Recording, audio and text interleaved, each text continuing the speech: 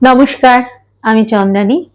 আজ আবার আরেকটা নতুন গল্প নিয়ে আপনাদের সামনে হাজির হলাম। যদি আপনাদের গল্প ভালো লাগে তাহলে অতি অবশ্যই লাইক করবেন এবং কমেন্ট করবেন, আর চ্যানেলটাকে অতি অবশ্যই সাবস্ক্রাইব করবেন।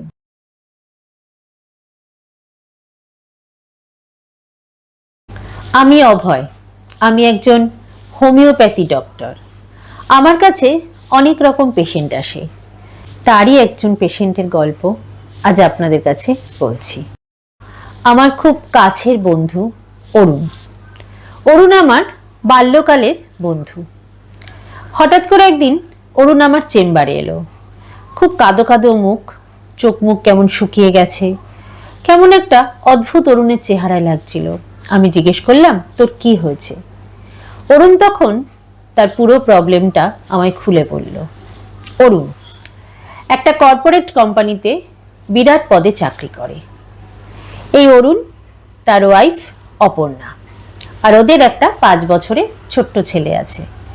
আর অরুণের বাবা মা, ছোট্ট পরিবার, ভীষণ সুখী পরিবার। হঠাৎ করে অরুণকে এরকম দেখে আমি অবাক হয়ে গেলাম। অরুণ আমাকে বলল, আমার অবস্থা আজ থেকে খুব খারাপ হয়ে যাচ্ছে। আজ 3 মাস ধরে আমি খুব প্রবলেমে আছি। কি হয়েছে অরুণ, খুলে বল। অরুণ বলল, 3 মাস ধরে আমি অপর্ণার সাথে কোনোভাবেই রাত্রে সহবাস করতে পারছি না। অপর্ণা আমাকে জোর করে, অনেক রকম ভাবে বলে। অপর্ণা খুব ভালো মেয়ে, কিন্তু আমি কোনোভাবেই পারছি না।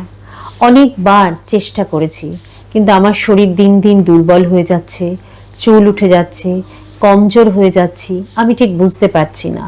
অফিস গিয়েছিলাম, অফিসে সবার সামনে হঠাৎ করে আমি খুব অপমানিত হই। আমি এমন কিছু আচরণ করি যে অফিসের বসও পর্যন্ত আমাকে বলল যে তুমি ডক্টর দেখাও। এইসব নানান রকম কথা অরুণ আমাকে বলতে শুরু করলো। তখন আমি অরুণের কাছে সমস্ত ব্যাপারটা খুলে শুনলাম। অরুণ বলল, বারবার বাথরুম যাচ্ছি, প্রচন্ড ইনফেকশন হয়ে যাচ্ছে আমার, আমি বুঝতে পারছি না আমি কি করব। অরুণকে বললাম, এত কিছু যখন ঘটে গেছে আর একটু আগে তো আসবি। বললো, অপর্ণাকে কি বলবো? অপর্ণাকে রোজ নানান ভাবে আমি সরিয়ে দিই। অপর্ণা আমাকে রোজ জিজ্ঞেস করে যে কি হয়েছে তোমার। আর দিন দিন আমি চুপ হয়ে যাচ্ছি, না অফিসে মন দিতে পারছি, না আমি কোনো কাজ করতে পারছি। এইভাবে 3 মাস আমার কেটে গেল। আজ আমার মনে হলো যে আজ আমি তোর কাছে আসবই, তাই আমি চলে এলাম। অরুণের সমস্ত কথা শোনার পর আমি অরুণকে একটা ব্লাড টেস্ট করতে বললাম। ব্লাড টেস্ট হওয়ার পর রিপোর্টটা আমার কাছে অরুণ নিয়ে এলো। আসার পর দেখলাম HIV পজিটিভ। অবাক হয়ে গেলাম। বললাম, অরুণ, তোর এইডস হয়েছে। অরুণও আমার কাছে হাউ হাউ করে কেঁদে বলল, এ কি করে সম্ভব? আমি তো কোনোদিন কারোর সাথে কোনো সহবাস করিনি। আমার তো সম্বন্ধ করে বিয়ে হলো অপর্ণার সাথে। আর ছোট থেকে তো তুই আমাকে জানিস, ছোট থেকে কোনোদিন তো আমি এরকম আচরণ করতে পারি, এটা হয়? আমাকে বিশ্বাস করিস তোরা? আমি বললাম যে দেখ, এটা তো আমি আজও বুঝতে পারছি না, সবকিছু খুলে বল অরুণ। তোর সাথে কি কোনোদিন কোনো কারোর সাথে কোনো না, বা অপর্ণার সাথে? না না, অপর্ণা তো সেরকম কোনো মেয়ে নয়। আজ যদি হতোই তাহলে আমাদের 5 বছর একটা ছোট বাচ্চা আছে, নীল। আমি কি করে বাঁচবো? আমি তো বেশি দিন আর বাঁচবো না অভয়। তুই আমাকে বাঁচিয়ে দে, অন্ততপক্ষে নীলের বড় হওয়াটা একটু দেখতে পারি আমি। আমি বললাম, কোনো ভয় নেই, তুই গিয়ে অপর্ণাকে সবটা খুলে বল, দেখ অপর্ণা কি বলে। অরুণ ভীষণ ভয় পেয়ে গেল। বললে, আমি বাড়ি যেতে পারবো না, অপর্ণার সামনেও দাঁড়াতে পারবো না। আমি অপর্ণাকে কি জবাব দেব? আমার একটা ছোট বাচ্চা আছে। বললাম, অপর্ণারও তো কোনো প্রবলেম হতে পারে। আমি নীলের বড় হওয়াটা দেখতে চাই, ওইটুকু দেখলেই আমার জীবন সার্থক রে। আমি অপর্ণা, নীল, বাবা মাকে একটু সুখে রাখতে চেয়েছি। দেখ, অপর্ণার যদি কারোর সাথে কোনো সম্পর্ক থাকে, হতেও তো পারে, কিন্তু এতদিন তো হয়নি রে। অপর্ণা ওরকম মেয়েই নয়। তুই গিয়ে অপর্ণাকে সব কথা খুলে বল, দেখ অপর্ণা কি বলে। অরুণ বাড়ি চলে গেল। অরুণ গিয়ে তার স্ত্রী অপর্ণাকে সব কথা খুলে বলল। অপর্ণা মাথায় হাত দিয়ে বসে পড়ল। আজ অপর্ণার মুখটা একদম শুকিয়ে গেছে। ভাবতেই পারছে না অপর্ণা যে তার স্বামী অরুণের এইডস হয়েছে, HIV পজিটিভ। অপর্ণা অনেকবার জিজ্ঞেস করলো, আচ্ছা অরুণ, তোমার সাথে সত্যি কারোর কোনো সম্পর্ক হয়নি? কোনো দিন হয়নি? তুমি আমাকে সব কিছু সত্যি বলেছো তো? অরুণ বলল, আমাদের বিয়ে সম্বন্ধ করে হয়েছে। আমি কলেজ পড়া অবধি কোনোদিন কোনো মেয়ের সাথে প্রেম পর্যন্ত করিনি, সহবাস তো দূরে থাক। কিন্তু কি করে এই রোগটা হয়েছে আমার, আমি সত্যি জানি না, আজ অবধি জানি না। বিয়ের প্রথম থেকে আজ অবধি তোমাকে কোনোদিন মিথ্যে কথা বলিনি। আচ্ছা অপর্ণা, তুমিও তো, আমারও তো কোনোদিন এরকম কারোর সাথে কোনো সম্পর্কই হয়নি। তাহলে কি করে হলো বলো? অপর্ণা বলল, সত্যি যদি হতো তাহলে তো আমাদের সন্তান এলো কি করে? নীল, নীল তো আমাদের একমাত্র সন্তান। এটা তো তুমি 3 মাস ধরে ফিল করছো। তুমি মনে করো অফিসে কোনো কলিগের সাথে। অপর্ণা, এত বড় কথা তুমি বলতে পারলে? তুমি আমাকে চেনো না? হ্যাঁ, আমি তোমাকে চিনি, খুব ভালো করে চিনি। তবু তোমাকে একটু জিজ্ঞেস করছি, তুমি আমাকে সত্যি কথা বলো, তাহলে আমি লড়াই করতে পারবো সমাজের সাথে, বাড়ির সাথে, সবকিছুর সাথে। আমার কোনো ভয় নেই। অপর্ণা, অদ্ভুত লাগলো আমার অপর্ণাকে দেখে। আমি তখন সমস্তটা বললাম, অপর্ণা, আমি আজ অব্দি কাউকে স্পর্শই করিনি, প্রথম স্পর্শ আমার তোমাকেই। তাহলে তুমি ভাবছো কি করে? আজ অপর্ণার সামনে অরুণ একদম পরিষ্কার, অপর্ণাও অরুণের সামনে পরিষ্কার। অপর্ণা বলল, বেশ, রোগ যেখান থেকেই হোক এসেছে, তাই ভয় পাওয়ার কোনো কারণ নেই। তুমি আমার কথা শুনে চলো, আমি তোমাকে যেভাবে বলবো তুমি সেভাবে চলবে। দরকার নেই আমাদের আর সহবাস করার। তুমি শুধু পারলে নীলের একবার একটু টেস্ট করিয়ে নাও। নীল তো আমাদেরই সন্তান। কিন্তু নীল তো এখন 5 বছর বয়স, আর তখন তো অপর্ণা আমাদের কোনো। যতই হোক, আমি এটা একটু মানি।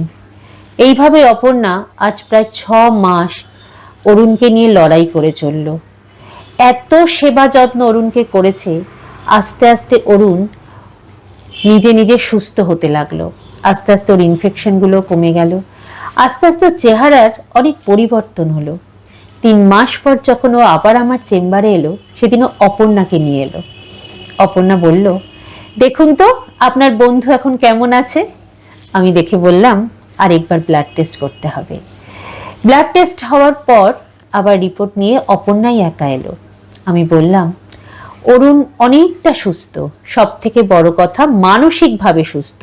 ওর চেহারার মধ্যে কেমন একটা জৌলস এসে গেছে না, আবারও অফিস করছে, খাওয়া দাওয়া করছে।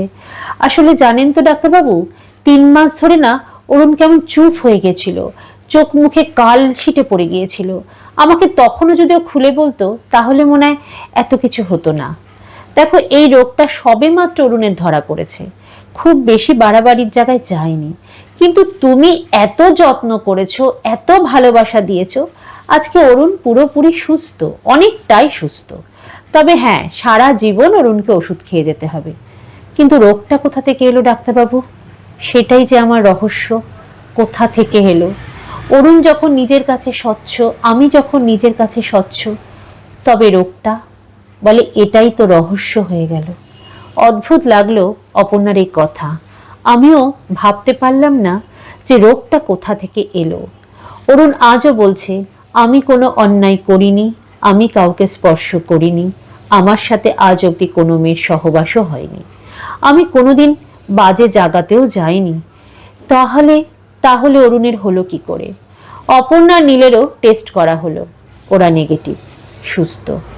অরুণ এখন আলাদা ঘরেই ঘুমোয়।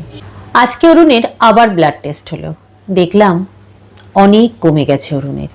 অরুণ ভালো আছে, অফিস করছে। অরুণ হাসতে হাসতে আমাকে বলল, তুই আমায় বাঁচিয়ে দিলি রে।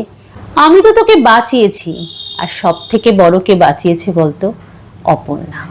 তোকে এত ভাবে যত্ন করেছে, এত মানসিক শান্তি দিয়েছে, যাতে তুই সুস্থ হয়ে এলি। হঠাৎ করে অরুণ বলল অপর্ণাকে, অপর্ণা, অনেকদিন হলো আমি সেলুনে যাই না, আজ আমি একটু সেলুনে যাব, চুলটাও একটু ভালো করে স্টাইল করে কেটে আসি বলো। 3 মাস 4 মাস হয়ে গেল, আমি ভালো করে চুলও কাটিনি। অপর্ণা হাসতে হাসতে বলল, হ্যাঁ হ্যাঁ, তুমি একটু সেলুনে গিয়ে হেয়ার স্টাইলটা করে আসো, একটু স্পা ফা করে এসো তো চুলে, আরো তোমাকে ভালো লাগবে দেখবে। অরুণ সেলুনে গেল। সেলুনে যখন বসলো, অনেক কাস্টমার ছিল। হঠাৎ করে অরুণ দেখলো যে যেই ব্লেডটা দিয়ে ও 6 মাস আগে দাড়ি কেটেছিল, ঠিক সেম ওই ব্লেডটাই মনে হলো অরুণকে আবার দাড়ি কাটানো হয়েছে। অরুণ জিজ্ঞেস করে বলল, এটা নতুন ব্লেড না পল্টুদা? পল্টুদা বলল, হ্যাঁ হ্যাঁ, আমি নতুন ব্লেড দিয়ে কাটি, দেখো দেখো এই তো প্যাকেটগুলো। তারপরে ওখানে অনেকগুলো কাস্টমার বলল, আমরা কিন্তু এখানে অনেকগুলো টাকা দিই স্যালনে, বুঝেছো? তাই আমাদের যত্ন নেওয়াটা কিন্তু তোমার দরকার পল্টুদা। অবশ্যই আমি সবসময় নতুন ব্লেড দিয়ে কাটি। আজ অরুণের কেমন সন্দেহ হলো। বলল, আমার ঠিক ভালো লাগলো না। পল্টুদার কাছে একটা 18-19 বছরের ছেলে কাজ করে। একদিন অফিস থেকে আসার সময় অরুণ দেখলো পল্টুদার সেই ছোট্ট কাজ করা ছেলেটা কতগুলো ব্লেড ছুরি নিয়ে পল্টুদার বাড়িতে চলে গেল। কিরম অদ্ভুত লাগলো। তারপর অরুণ পরের দিনই আবার সেলুনে আসলো, এসে বলল, আজকে আমার আবার দাড়িটা কেটে দাও তো। পল্টুদা যখন আবার ব্লেডটা বার করতে গেল, তখনই অরুণ হাত চেপে ধরল, বলল, এইগুলো সমস্ত পুরনো ব্লেড, এইগুলো একজনের দাড়ি কাটা হয় বা চুল কাটা হয়, তারপর আবার আরেকজনকে ইউজ করা হয়। না না, আমি ডেটল দিয়ে ধুয়ে দিই। না পল্টুদা, তুমি মিথ্যে কথা বলো, এখানে আমরা অনেকগুলো করে টাকা দিই স্যালনে, তাই তো? কিন্তু তুমি যেগুলো, দেখো অরুণ, আমি কি করে ব্যবসা করবো বলো? রোজ যদি এত তোমাদের নতুন নতুন ব্লেড কিনতে হয়, সবকিছু কিনতে হয়, তাহলে তোমার ব্যবসাটাই বন্ধ হয়ে যাবে। ব্যবসা বন্ধ হয়ে যাবে এটা অবশ্য ঠিক, কিন্তু মানুষগুলো যে মরণ রোগে চলে যাচ্ছে সেটা তুমি জানো না? তোমার দোকানে তো অনেক রকম কাস্টমার আসে, সেই কাস্টমারদের কার কোন রোগ আছে সেটা তো আমরা কেউ জানি না। তুমি একই ব্লেড দিয়ে আজকে 6 মাস ধরে আমার দাড়ি কাটছো, আর রোজ বলছো সিল খুলে বের করেছি, প্যাকেট দেখো, আর তুমি বলছো। দাঁড়াও, আজ আমি কি করি তুমি শুধু দেখো পল্টুদা। এই বলে অরুণ তখন তার ফোনটা বার করে সাথে সাথে সোশ্যাল মিডিয়ায় সবকিছু জানিয়ে দিল। অপর্ণাকে হঠাৎ করে অপর্ণার মা ফোন করলো, অপু তুই দেখ অরুণ কি করেছে, চারিদিকে খবর ছড়িয়ে গেছে তোদের এই পাড়ার সেলুনের কথা। অপর্ণা বলল, পাড়ার সেলুন? কেন গো? তুই দেখ তো অপু, আগে দেখ দেখ অরুণ কি করেছে, দেখ। অপর্ণা শিগগিরই ফোনটা অন করলো। অন করার পর ফেসবুকে দেখলো যে অরুণ চেঁচিয়ে বলছে এবং আরো অনেক কাস্টমাররা একই কথা বলছে। তারপর পল্টুদাকে ধরে সবাই মিলে পেটাচ্ছে। অদ্ভুত লাগলো অপর্ণার। অপর্ণা তাড়াতাড়ি কোনো রকম ছুটে চলে গেল পাড়ার ওই পল্টুদার সেলুনের দোকানে। অদ্ভুত লাগলো। আজ অপর্ণার কাছে পুরোটা পরিষ্কার হয়ে গেল। অরুণ আজকে অপর্ণার কাছে সত্যিটা বলতে পারলো। এই সেলুন থেকেই, ব্লেডের কারণেই আজ অরুণের HIV পজিটিভ এসেছে। আমরা ভাবি যে নানান বাজে জায়গার থেকে বা অনেকবার সহবাস করলে HIV পজিটিভ আসতে পারে। ইঞ্জেকশনের সিরিঞ্জ, আমাদের ব্লেড, স্যালাইনের সুচ, এগুলো আমরা কখনো ভেঙে দিই না, গুঁড়ো করে দিই না। একই ব্লেড দিয়ে যে কত সেলুনে কিভাবে কিরকম ভাবে চুল কাটা, দাড়ি কাটা হচ্ছে আমরা কেউ জানতে পারি না। বা আমাদের একই সিরিঞ্জ দিয়ে যে কতবার হসপিটাল, নার্সিং হোমে যে ইউজ হয় সেটাও আমরা জানি না। এই কারণেও কিন্তু HIV পজিটিভ আমাদের শরীরে প্রবেশ করতে পারে, তার জন্য কোনো সহবাস লাগে না। এইটাই অরুণ আজ অপর্ণার সামনে পুরো পরিষ্কার হয়ে গেল। অপর্ণা ভাবলো যে সত্যি অরুণ আমার কাছে, সত্যি সত্যি অরুণ সত্যি কথা বলেছে, আমার কোনো আজ দ্বিধা নেই। তবু মনের মধ্যে একটা খচখচ ছিলই। পাশে এসে ডাক্তারবাবু অভয় এসে বলল, আমি তো জানতাম অরুণ কখনোই এরকম ছেলে নয়। আজ অপর্ণা অরুণের হাত ধরে সসম্মানে বাড়ি নিয়ে গেল। আমি ডাক্তার অভয় অরুণদের বাড়ি গেলাম মিষ্টি নিয়ে। বললাম, জানিস তো অরুণ, তুই ভাগ্য করে একটা বউ পেয়েছিলি, অন্য মেয়ে হলে তোকে বাড়ির থেকে হয়তো বের করে দিত, অনেক কিছু ঘটে যেত, কিন্তু অপর্ণা যেভাবে লড়াই করলো তোর সাথে, পুরোটা সেটা সত্যি হাততালি দেওয়ার মতো এবং তাকে কুর্নিশ জানানোর মতো। আমি মনে করি আজকে মাসিমা, মেসোমশাই অপর্ণার মতো মেয়ে এবং বউ পেয়েছে বলেই অরুণ তুই এই যাত্রায় বেঁচে গেলি। আজকে আমি সবার সামনে বলতে ইচ্ছে করছে, আপনারা যখন স্যালন বা ইঞ্জেকশন, স্যালাইন এগুলো নেবেন, খুব বুঝে দেখে ইউজ করবেন, যাতে ভবিষ্যতে কাউ এই রোগটা না আসে। এই রোগটার থেকে আমরা যেন একটা মুক্ত পরিবেশ সৃষ্টি করতে পারি। নমস্কার।